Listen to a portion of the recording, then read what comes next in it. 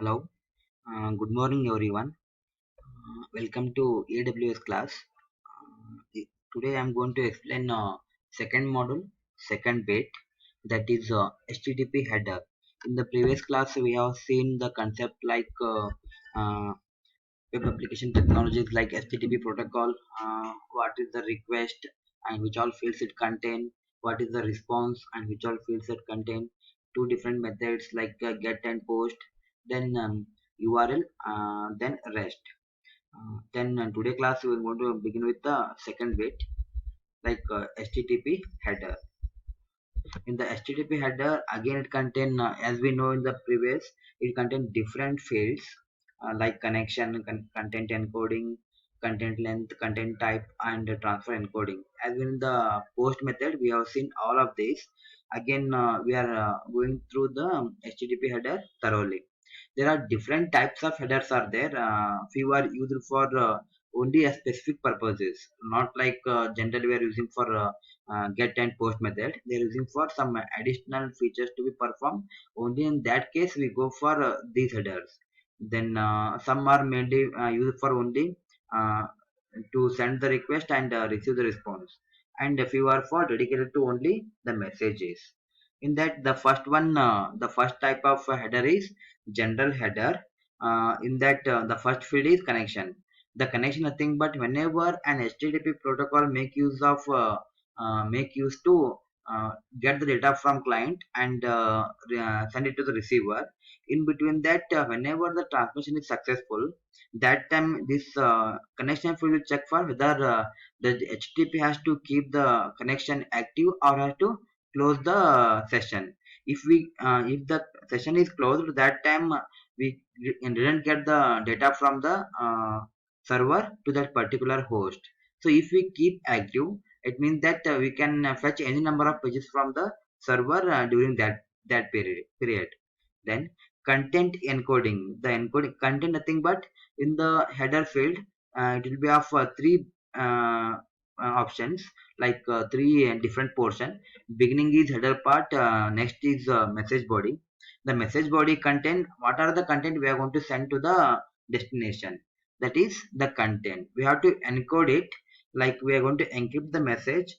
So the another person should not able to get this data.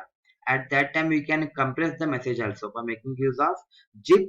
We can compress it. That will help to for faster transmission. Then content length.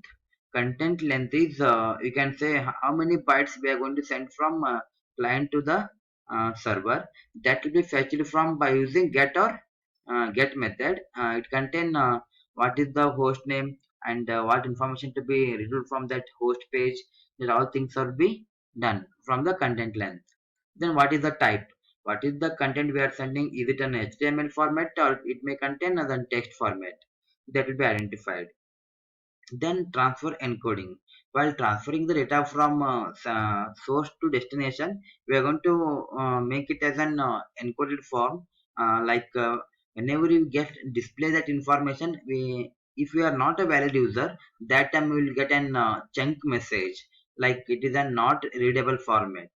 Okay. Then uh, next, another bit, accept. The next bit is accept. Accept nothing but it is from the receiver side. Who is the receiver here?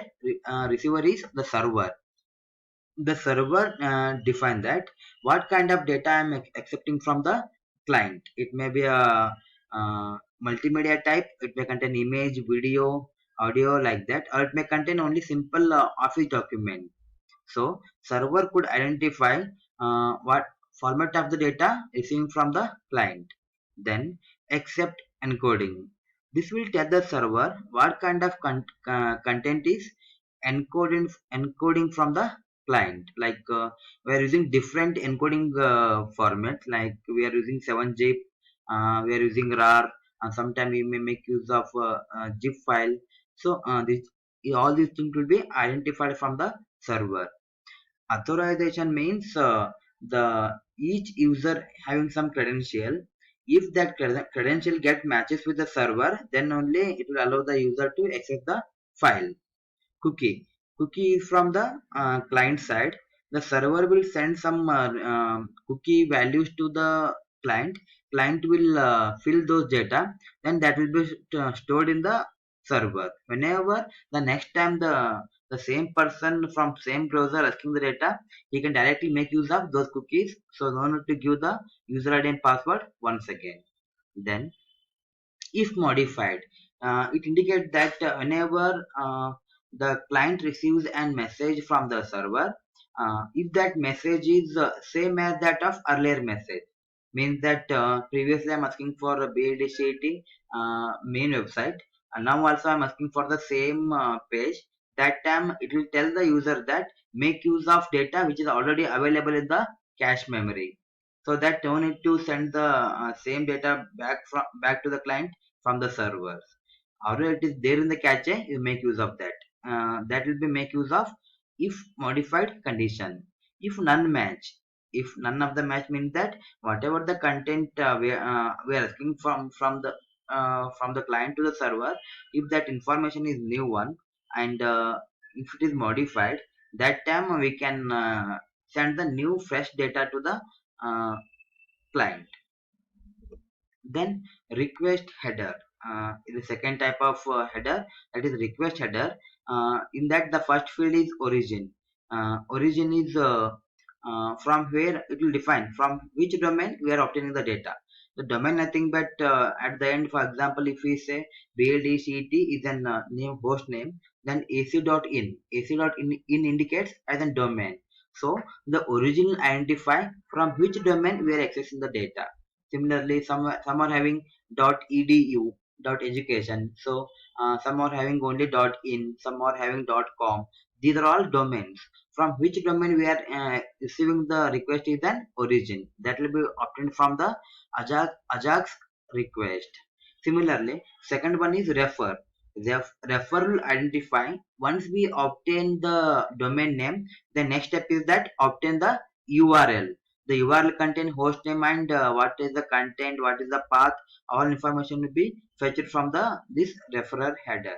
Then user agent. User agent means the user using which browser and which software he is using for browsing the data. Then next one is the response header. Response headers contain access control allow origin. So indicate that whether the resource can be retrieved via cross-domain AJAX request or cache control passes caching directives to the browser.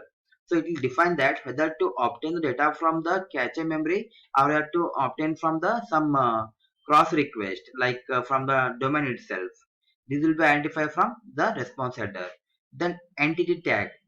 Second one is e tag, that will define the entity tag. So whenever the server receives an request from the client, it will ask for what is the message he is asking for. So each message contains some tag. That tag nothing but entity tag. So if I fetch that tag, the entire content reference to that tag will be fetched to the client side. So then expires. Expires indicate that whenever we set some cookie, some session like that, there will be some end time is there. Within that time, if you are not able to obtain the data, after that you are not going to get it. So some time will be specified that for that. If time not specified, it means that source will be immediately close off once the transmission is complete. Okay. Then location. Location indicates that it is a response. Okay. So whether the data has been obtained from directly from the server or we obtain the data from proxy server, these all things will be defined in the location. So whenever you go for server means that proxy server means that if the server identify that the request what I'm getting from the client is not authorized one, then we go for giving that request back to the proxy server. So that proxy server is not that authenticated, so they will directly give the information back to the client. So server is having very authenticated data that will not provide the information if it is not request is not authorized one. So it will hand over that information back to the proxy server. So proxy server is not that not contain that secure data. So simply it will, if it is not secure information is there, just give it back to the client. Then cookies will be available in the browser side. Okay, so in the cookie, just we ask for the uh, uh, sender will ask for the client to give the this one information during the login credential. If it was successful, then accept it, else reject the user, like that. Send the cookie information to the client will fill the data and give response back to the server store this information. So how server send the cookie request is that, here I given one example. Set cookie, it is an form sent from the server. Then there will be some tracking id for that, for individual host. Then once it received by the client, that time it will be of he will remove that set cookie. He will just now cookie will be there, means that the same information has been reached to the destination. Then cookie contain name and value pair. User can send multiple cookies by setting by using set cookie in the server. So here is an example for only a single cookie. If you want to add few more cookies to the client side, that time here I can mention one semicolon and add the new set cookie with the tracking ID, so that we can add multiple cookies at same time. Then expires, as I told, expires is that it will provide some time for that. It will be in terms of millisecond, in terms of minutes. Up to that time, the user can subsequently access the server data by not giving the credentials again and again. So just like a particular time, the session will be open for the client and the server. If we not set any value, so after transmission of one page, it's just close the session. So next time the user again want to enter into the uh, enter to the server by using its credential. Then domain specifies the for which the cookie is valid. For example, if I say there are certain domains are there, they won't allow particular cookie to be stored in their browser. In such cases, we need to make use of only the server can send the data to the client. Then path specify where the uh, for example, if I said cookie contains some urls. In the url where the path has been stored, identified by the path attribute. Then if you want to secure the http protocol, you can make use of https. How it works in the next concept, we'll go through that. Then http only means if you are using http, then we consider that it is not an secure channel. Then these are the status code. Yeah, we have seen such kind of status code while working on the browser. Sometimes whenever we send the request and if we get back that request successfully, that time tool will be displayed. And if we got 100 means the information has been received. Like the server sent this back to the client, and means the once I got the information, again we can send from the same client. We can send back the same information back to the client. In the next video, I'm going to explain status code and uh, https. Okay, thank you. Just go through the videos.